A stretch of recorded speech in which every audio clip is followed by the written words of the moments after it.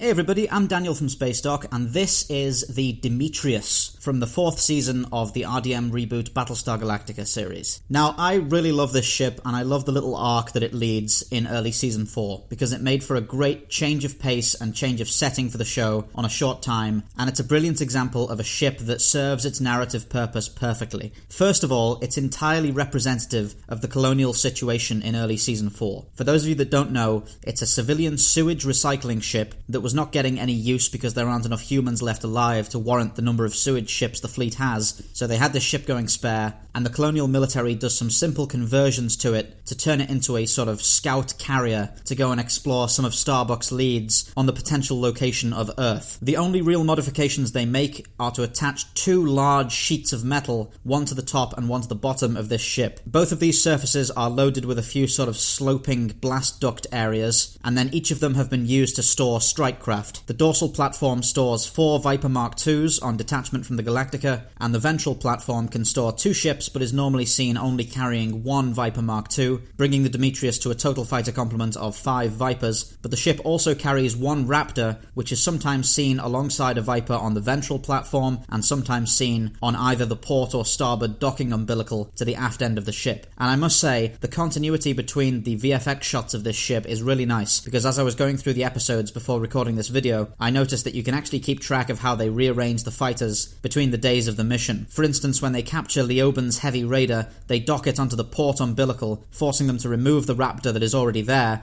and if you look closely you can see that that Raptor is now on the ventral landing pad. You can even see that Starbuck's Viper that she flies on one of the Cap missions is marked with Diana Hardball Celix down the side of it, because they're presumably doing shifts in each other's fighters to make up for the small number of craft they have available. All of these little details inform the dire situation of the fleet so well. Gone are the days of the Cloud-9 housing the civilian government and the Battlestar Pegasus providing an impenetrable defense. The colonial fleet has been pushed to the point where they have converted a sewage ship into an escort carrier scout hybrid thing in order to send off on a recon mission. It also gives the show's kind of B-cast a chance to shine, because this ship's small crew gets separated out. Starbuck is made captain, and we have some fantastic drama with her making some strange and questionable choices in command of this ship as she's questioning her own identity after the events of Season 3. Hilo is the XO, and we've got Gator in as second officer, tactical officer for the ship, and a few of the secondary pilot characters like Celix, Hot Dog, and Pike, all of whom get a bit more dialogue than they're normally given, which is a nice change. We even get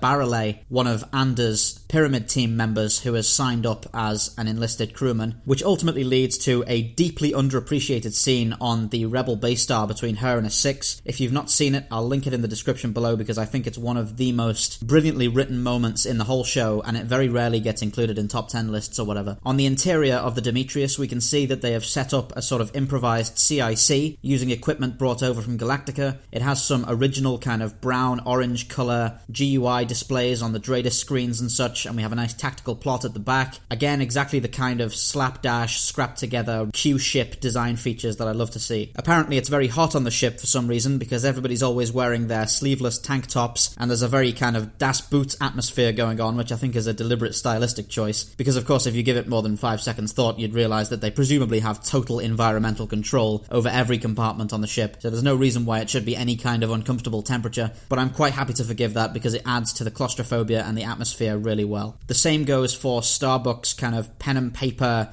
navigation charting that we see her doing in the captain's quarters. It's very maritime and gives you this brilliant sort of sword and sail atmosphere, which fits the kind of mythical quest that they're on to find Earth perfectly. I'm quite happy to concede something like that, something like using paper in a high sci-fi environment, if it communicates that kind of narrative point this well, and it really does. As I said, the Demetrius does a great job of setting out all of our secondary characters and giving them recognition in command roles and more important jobs as in the focus of this smaller ship, something that we earlier saw with the Pegasus, where we got to see Lee and Duala put into command positions, but here we get to see Starbuck and Hilo in command positions, which is very nice. And I think one thing that's worth pointing out is that Hilo's kind of rise to authority across the series is very weird. He starts the show as a Raptor ECO, which is an electronic countermeasures officer, essentially a co-pilot for a Raptor. But then, as soon as he is reunited with the fleet in Season 2, he immediately starts taking on incredibly high-ranking positions out of nowhere. He's the CAG for a while, and then all the way through the 2-year New Caprica Exodus. He is the executive officer of the Galactica because Ty is down on New Caprica. And then he's the XO all the way through the Battle of New Caprica and all the way through a long time afterwards while Ty is recovering. I believe he goes back to being CAG at some point, and now here he is as XO of the Demetrius, under the command of Starbuck, who has been under his command 4 or 5 times already. This guy really got shifted around a lot, and of course some of that is down to him just being a main character who we need to keep track of in the show, but I think a lot of it is also just the sheer lack of qualified people in the situation the fleet is in, and again it adds to that overarching tone of desperation and trying to maintain military order in the face of everything being completely ruined. I'm really glad that Demetrius got its fun little recon arc for 4 or 5 episodes, and they are episodes that I really enjoy, especially with the recovery of the Rebel base star and all that great stuff. I wish frankly the ship had been introduced earlier so we could have seen more of it. It would have been a nice dissonance to see this rinky-dink freighter converted into a military ship across more little solo missions away from the fleet. It's a great way to change the setting and the pace, and I just love the visual motif of this former sewage freighter with Vipers welded to it. It's very Battlestar, and it's very cool. Just a short video for you this time, but please do let me know in the comments below if there are any other ships that you think are deeply underappreciated in their narrative that deserve more attention and more fanfare. Thank you all for watching. This is Daniel from Spacedock, signing off.